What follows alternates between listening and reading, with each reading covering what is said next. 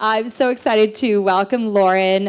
Lauren, as you might have heard, is obviously a recognized leader in technology and e-commerce. 18 years of experience successfully launching digital products, driving profitable e-commerce growth, and building best-in-class teams and capabilities.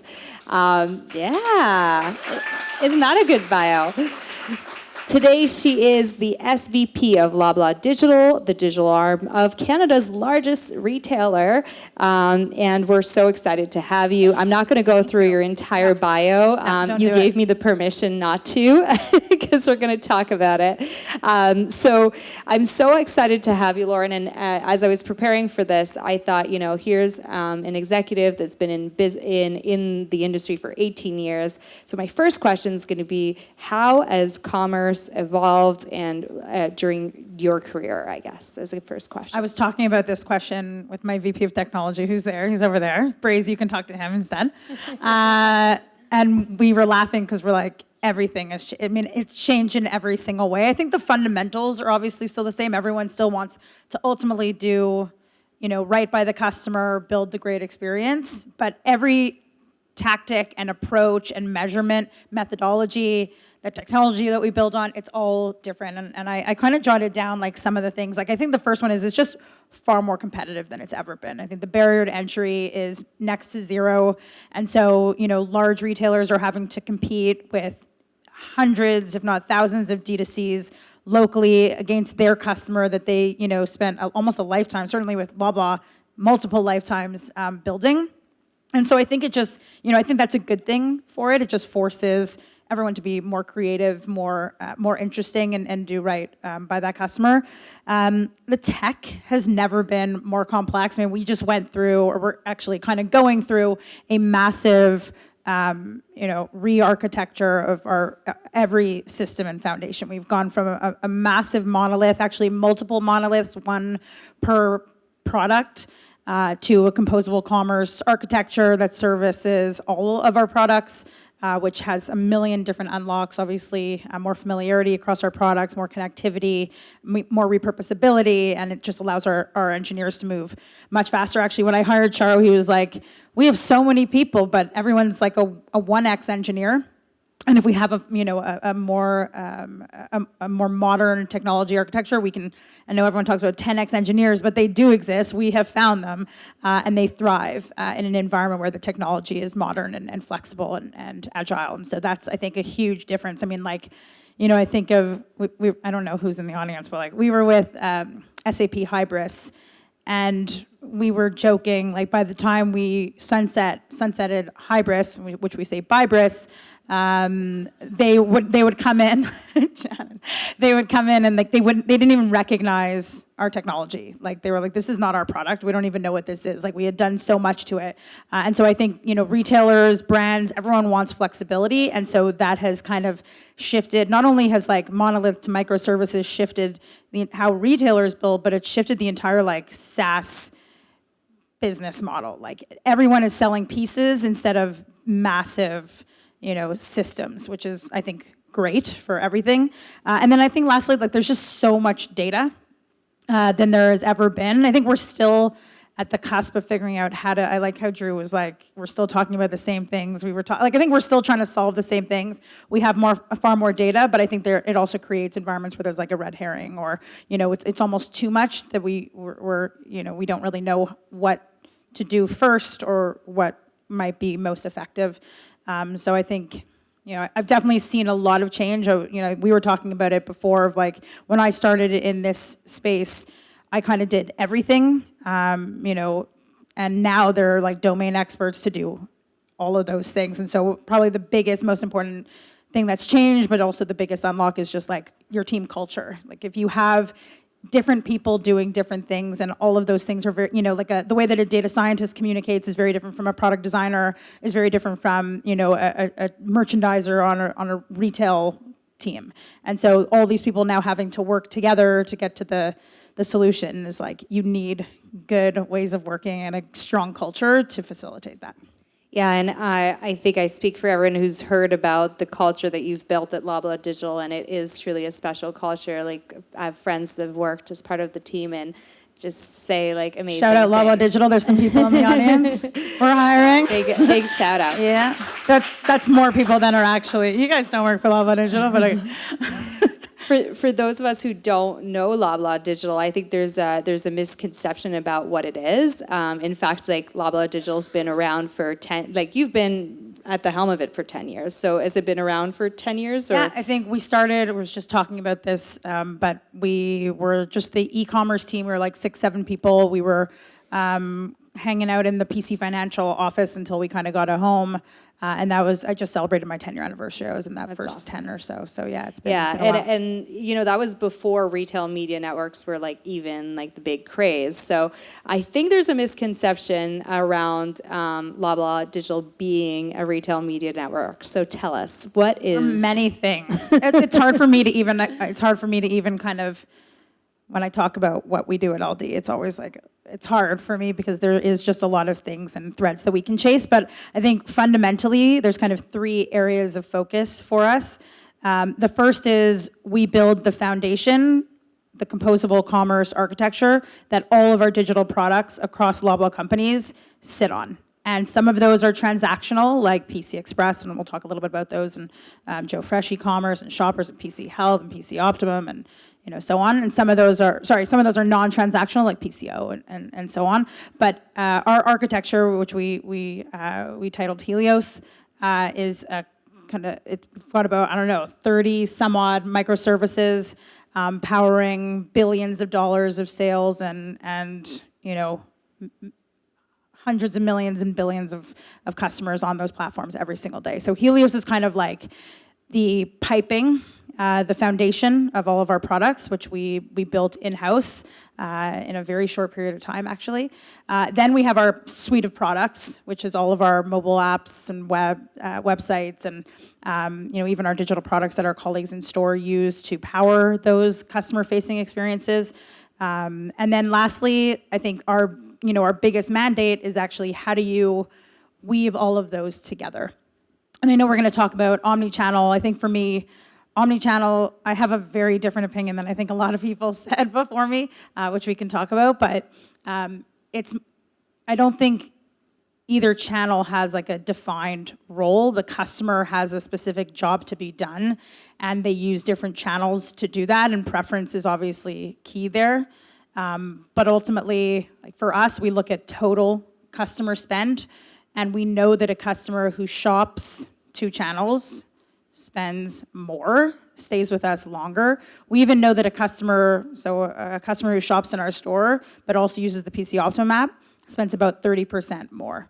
A customer who uses the PC Optimum app and one other app or 2 or more products spends 100% more. And so the more digitally engaged, it's not about, for me, I don't think about it as conversion. I don't think, like there's not one metric that matters or one metric to rule them all when it comes to e-commerce, because each customer is looking to do something different with that experience. And so for us, we're constantly trying to figure out how do we build an ecosystem where adopting multiple products makes each product better and your experience across the board better. Like the analogy I use all the time is Apple, where if you have a MacBook and you got to get a new phone, you're probably going to pick an iPhone because it syncs really nicely, and all your contacts go up there. You can AirDrop, quickly for data transfer. And then if it comes time, to get a smart watch, you're going to probably go with the iWatch because, also you're like kind of entrenched in there, and everything moves back and forth. My Peloton is linked here, and this app goes there, and it captures my steps. And the more products that you adopt, the better that whole experience is. And we look at it the same way for all of our digital products. How do they all come together? That's great.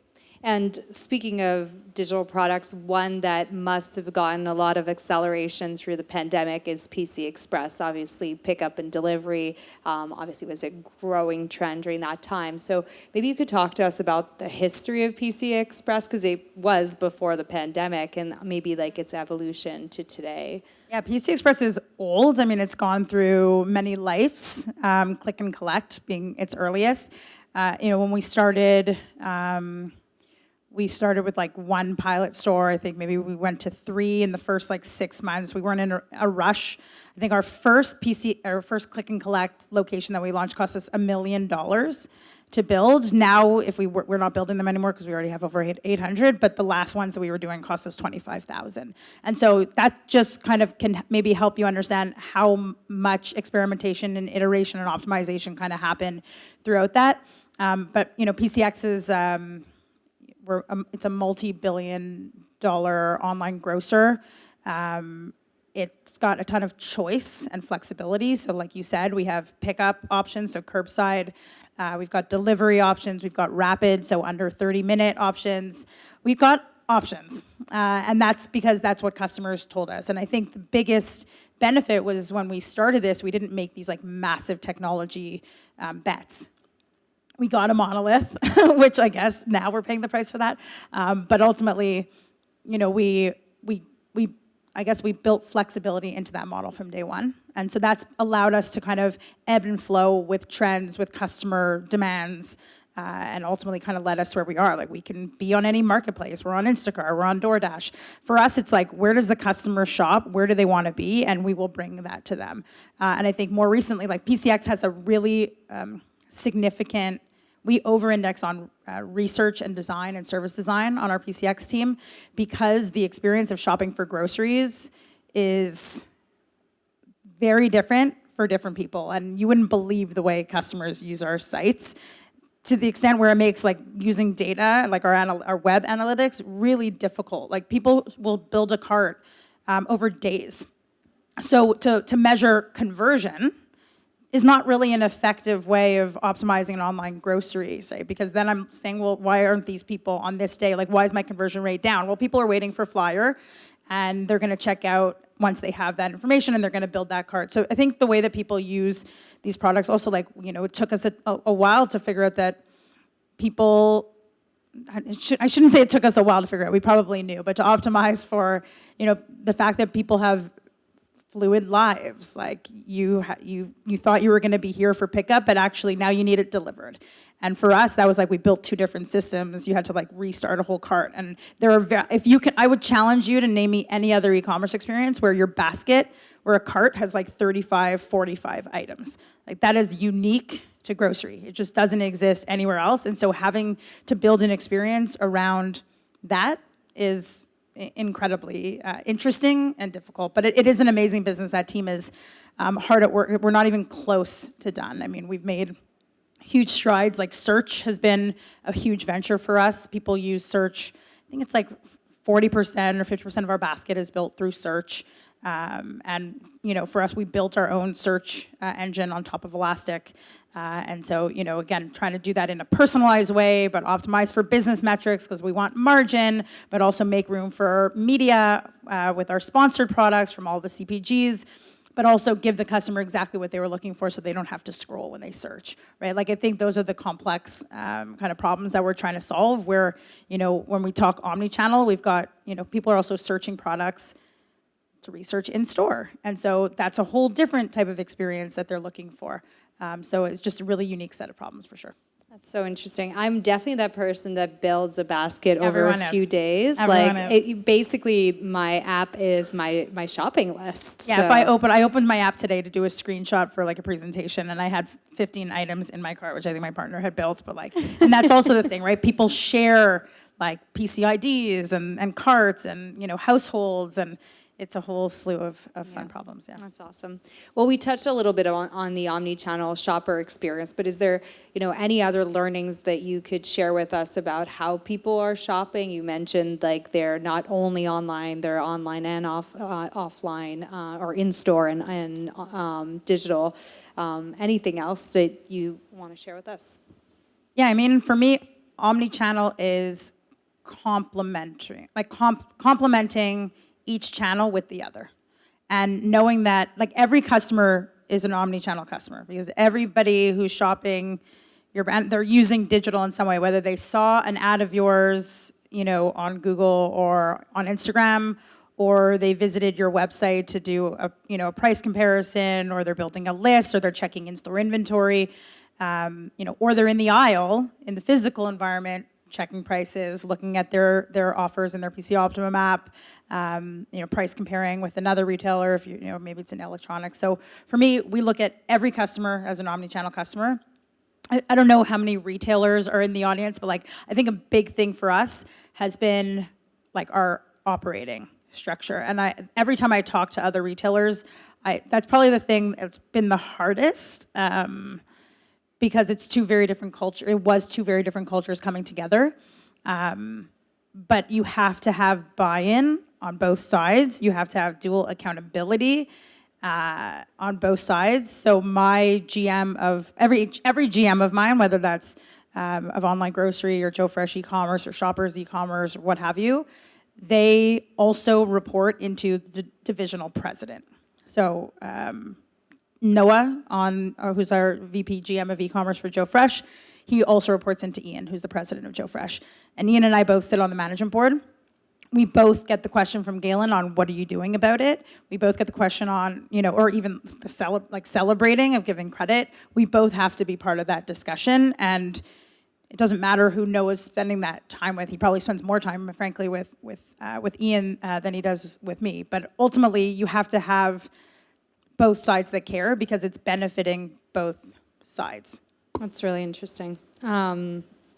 Speaking of the digital advertising industry and the shift towards retail media, for those who aren't super familiar, basically what we're seeing is obviously social media advertisement had been on a very steady growth path, and over the last year what we've seen is that that growth path is slowing down, and that the dollars that used to go to social media is actually now going to retail media networks. And many retailers, especially in the US, have been following suit. Maybe they were inspired by... I feel like they were first. I think Drew started this whole problem.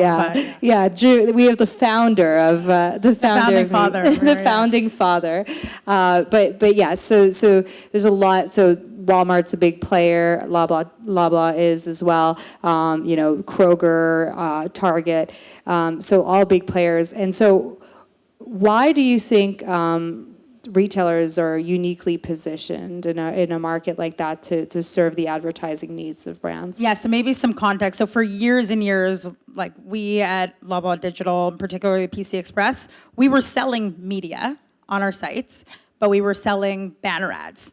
And actually, the economics were highly favorable for Loblaw because you couldn't really measure anything associated with that, and so you could charge a lot. It's like a billboard. They're very expensive, and you don't really know if they worked or not. We've since, a lot has changed since then, including Drew kind of, ruining the space for all of us. But we've essentially developed a retail media platform which allows brands to advertise, do product advertising, search product advertising, banner advertising across our website. We do so in like a no harm way, so we want to be careful we don't become the NASCAR of grocery businesses. But it essentially creates bid density, and it gives impressions to brands for I guess essentially I think the reason why we're well positioned is because we're closest to the conversion, right? And I think that's kind of where Facebook has struggled. They can reach customers. I mean, we'll see. They can reach people, but they don't have the transactional data. They can't tell you what else that customer bought, what they've bought in the past. They can't necessarily target people who have literally bought things. They can tell you they look like these type of people, or maybe they have a high propensity. But we have really excellent transactional data. We have the eyeballs immediately during their shopping purchase, and we have the ability to give you exact measurement and really understand the lift. And so, for a while we were doing this manually. We didn't have our own retail media platform, or we had our own retail media platform, but it wasn't self-serve. And so you're kind of limited, right? You need account managers to go in and create those campaigns for you. And now what we've done is we've shifted to self-serve. That was a big launch of ours more recently. And so we've essentially opened it up to the masses. Of course, there is a head of media, and you'd have to talk to him. But for us, it's a really important part. We actually think of ads as a good thing. I think the benefit of introducing customers to new products and giving more space to not only the big CPGs, but the, more emerging brands, and actually the brands customers are ultimately looking for, has been really, really exciting to watch. And I think this ultimately is the way of the future. What we want to do is not do it like Amazon, where it becomes you can't trust the products. I think for us, trust is probably the most important thing in the harm metric that we're looking at. But it's going to change the economics of e-commerce, particularly for grocery, where margins are razor thin. Yeah. Well, it brings me back to Drew's presentation, which was all about, it's about Lauren, but it reminds me of what you were saying around the fact that you want to be like consuming content where you're shopping, and that's a really big opportunity. I have feelings about that, though, too. Let's go. I mean, okay, can you sit here and you have a battle? I mean, it's tough. We've tried content. We've tried video content, and it's tough. I mean, it's expensive. And we kind of have a principle that we've arrived at, although I'm sure it's different for many people. We were talking about this in the back of the room earlier, but for large retailers where there's just particularly ones in like grocery and pharmacy, where it's not really about inspiration, it's about basic needs. For us, it's actually about letting people explore and discover where they're most comfortable, and then making sure the integration from that point into our environment is really easy. Like things like fast, easy guest checkout, making sure that the content matches what they just saw, like deep linking, all of those things is quite important, yeah. That's great. All right, well, before I go to the room, so get your questions ready, I guess one last question would be any words of advice for any emerging technology, retailers, brands in the room about how to think about building their businesses? It's so broad because there's so many different people, but I always go back to like experimentation. Like I think the cost of a lot of what we're building is high, and you want to make sure that and resources are scarce, even at Loblaw. And I think for me, it's always about making sure, like validating a lot of your assumptions in kind of a fast and easy way before you kind of leap into, a new product, a new integration, a new SaaS, whatever that might be. There's always easy ways to experiment, and we're a big experimentation. We have a big experimentation culture at LD, and I think that's proven well. Yeah, it really, when we first chatted about the growth of PC Express, like the fact that you started in 2 markets and then 4 markets, it's like that is exactly the way to scale it. So that's awesome. Thank you so much for sharing. All right, who wants to ask a question? You already asked a question, so I'll go. Hey, Lauren, my name is Saj. I'm with Orion, so just a shout out for mentioning composable commerce. So yeah. You're after my own heart. So really appreciate you mentioning that. As part of Orion, that's all we do. So very interested about one particular use case, about the multi-brand between a Loblaws and a Joe Fresh. Is there enough attraction to do multi-brand carts and checkouts on that? We'll have to grab a drink or something. But selling products that aren't grocery on PC Express is probably the most difficult thing we've ever tried to do, and we've been continuously unsuccessful at doing it. In theory, it sounds right, because you actually go into a grocery store today and Joe is on the pad and it's like there, and you walk by and you're like, ooh, that makes total sense. Or you're walking down, you're in the fruit section, you see corn and there's like the corn on the cob kind of like things. You're like, cool, that general merchandise, great, I'm gonna get that too. It doesn't work like that. When people are shopping groceries online, they're very mission oriented, and to disrupt that mission is impossible. We call it migration rate. We've tried it with Marketplace. Joe Fresh products you can get on PC Express, they're not buying them. They actually prefer to go, even though it can be fulfilled in the same way, they prefer to go to a Joe Fresh experience or what have you. It's been something that we haven't been able to crack, and we've tried everything. We've tried a peninsula kind of approach where you can go and it's a shared cart and you can come back, separate experience. We've tried integrated, one search. We've tried it all, but we haven't figured it out yet. So if you've got any ideas, I'm all ears. Anyone else around here? Hi, Lauren. My name is Sunny. I also work in the digital grocery e-commerce space. Uh-oh. So quick question. What are some of the recent trends and developments within digital retail space that Loblaw Digital is currently monitoring or is actively exploring?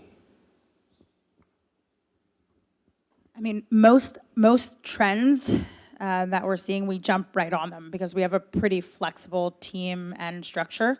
I mean, for us, we're laser focused on search and how customers are using search. Obviously, we're very focused on personalization, and we've just kind of spun up a whole new team. What we did was we had, every team was like, I want to, like Joe Fresh team was like, I want to focus on personalization, PCX personalization. For us, it's like, how do we centralize some of those capabilities and deploy that across all of our products so that for the customer, it feels cohesive as well, and you take the learnings that you gain from one business and you apply to the other. But again, it's not a big surprise, but customers are giving us a lot of data and they expect a highly personalized experience in return. But for us, what we're learning is that it doesn't have to be super complex. It can be as simple as, you know, we've built a Helios recommendations engine that is very intelligent. It actually, we put it up, we 50-50 tested it against our SaaS recommendation engine, and it far and away beat it.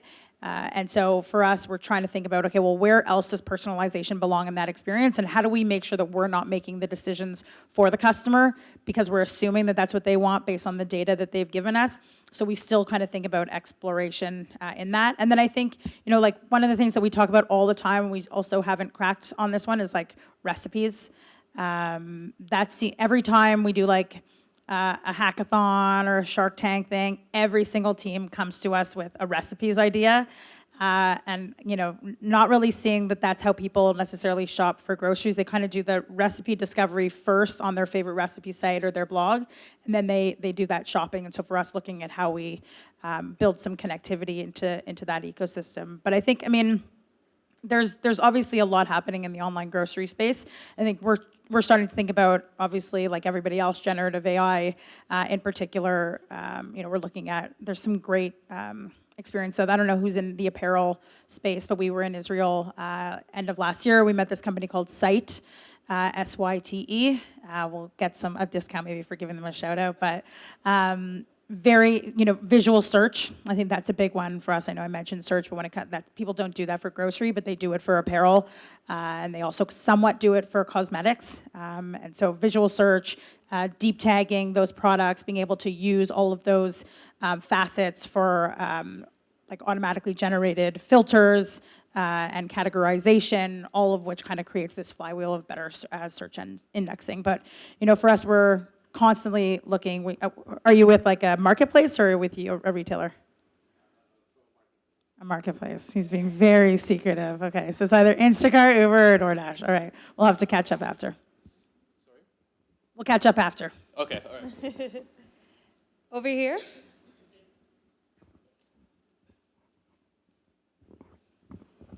Hey, Lauren. I'm Sami. I'm working as a product manager at Mobile. So you talked about your journey of moving from monolith to microservices architecture, but in the recent last few weeks, we have seen some emerging conversations on LinkedIn, especially since the CTO of Basecamp kicked off this discussion that microservices adds unneeded complexity to the code base and to the platform, as well as like in other news, Amazon, I believe Amazon Prime, they moved back to monolith, so they discarded that. So I wanted to hear from you, like how's been your experience ever since this change?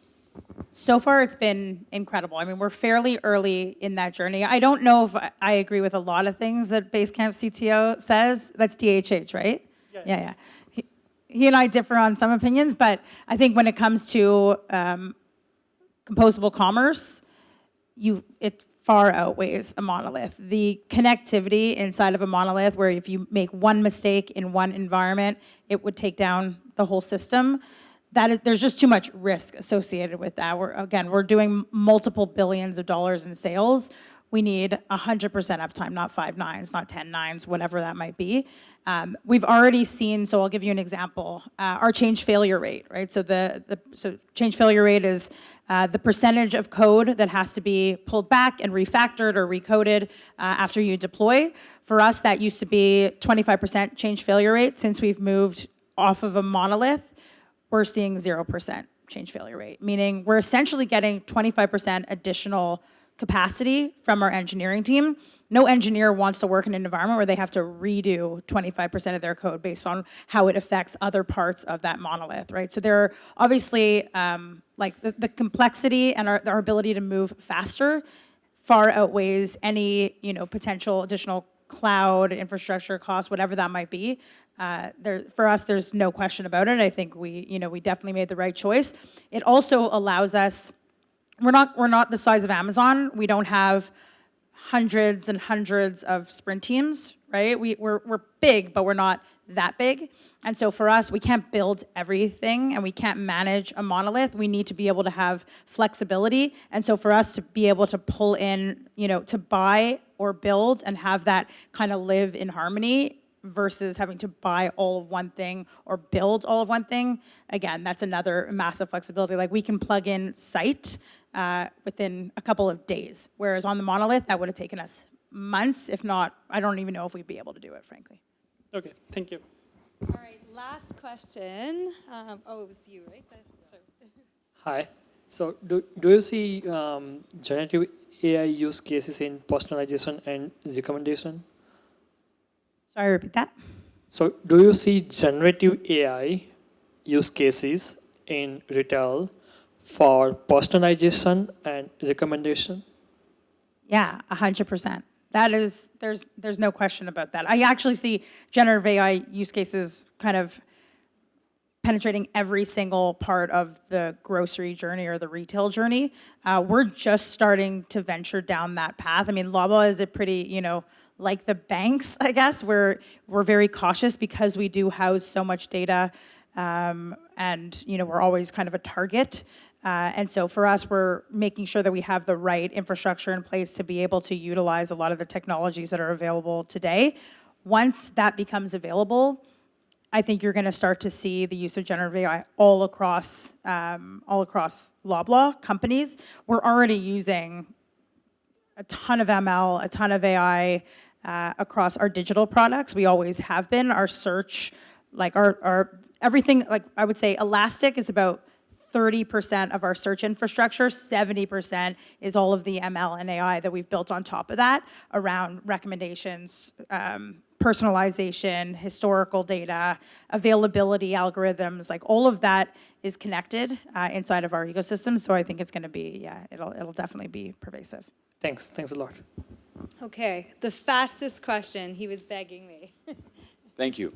I'm actually an in-store technology guy, so my experience is really in the store. And from experience working with Loblaws in the past, actually, I know that the digital arm does a lot about in-store experiences. We learned about really great things you do online with the retail media network, the e-commerce piece. But can you share maybe some insights as how you take in this first-party data or all these wonderful tools and empowering better customer experiences in the store, whether it's through personalization or suggestive tools at the checkout, at the self-service, kiosk, or in the hands of mobile associates that are working with the actual staff and customers in the store? Not a short question, by the way. I would say we've tried a lot. Okay, and everyone comes to me with the idea of put all of the locations of the products and show me them. Like I'll make my list and help me navigate the store. We've built it. We've tried it. People don't use it. They already have a lot going on in the store. If they're on their phone, it's because they're texting their partner of like, hey, where's my, don't forget this thing, or what was I supposed to get there? Or they're juggling their children, or they're trying to get out as quickly as possible, frankly. For us, we're looking at technology that we don't necessarily build or kind of push in front of the customer. Some of the interesting things that we're seeing right now are smart carts. I think a lot of people have done them really, really poorly. I think the latest that we've seen, I won't say from who, but the latest that we've seen, and we saw one in Israel and we tried it out and it sounded amazing and they demoed it for us. And then we went to a store in the US and tried it and it was terrible. We talked to people who were using it or who were not using it rather, and they told us, very clearly why. And actually, my wife is here, and she told me when I pitched this idea to her, she was like, "I hate it, and no one's gonna like it," and so she was right. But actually, we've seen the biggest problems with that stuff is fraud, is theft, is shrink, and some of the latest technology that we've seen fixes a lot of that. But it's got to be like the lengths that people are having to go through to build good technology for stores. That's why we don't see it. That's why like none of us see good tech in stores, because it's like it virtually doesn't exist. But I think it's constantly something that people are looking at. Like I would encourage you to look at like Instacart's Smart Cart, like their latest one. I think it's the 3rd gen. It's brilliant. Like it kind of factors in all, like it has weights, it's got scales, so it can sense, but it's got cameras, but they're here and underneath, so it can see when you have like big toilet paper rolls, and like there's all these things that people don't think about. It's got a screen, it's got cameras facing outward, so it's looking for holes on the shelf. I think one of the big trends actually is like in-store visibility. It's less about tech for the customer, it's more about tech for your colleagues who are actually building the store experiences, like at their core. Where are their holes? Where are people idling? Where are people kind of getting lost, getting turned around? Where are people spending the most enjoyable time, the least enjoyable time? And actually having visibility into how your colleagues and your customers are interacting in your store is probably like the most valuable thing we can have. It's like, imagine not having, your analytics tool on your website. Most stores don't have that. In a store the size of a Loblaw or a Superstore out west, you need that type of data to actually do what you're asking well, and I don't think we're there yet. Wow, this was so impactful. Thank you so much, Lauren. A round of applause. Thank you. Thank you.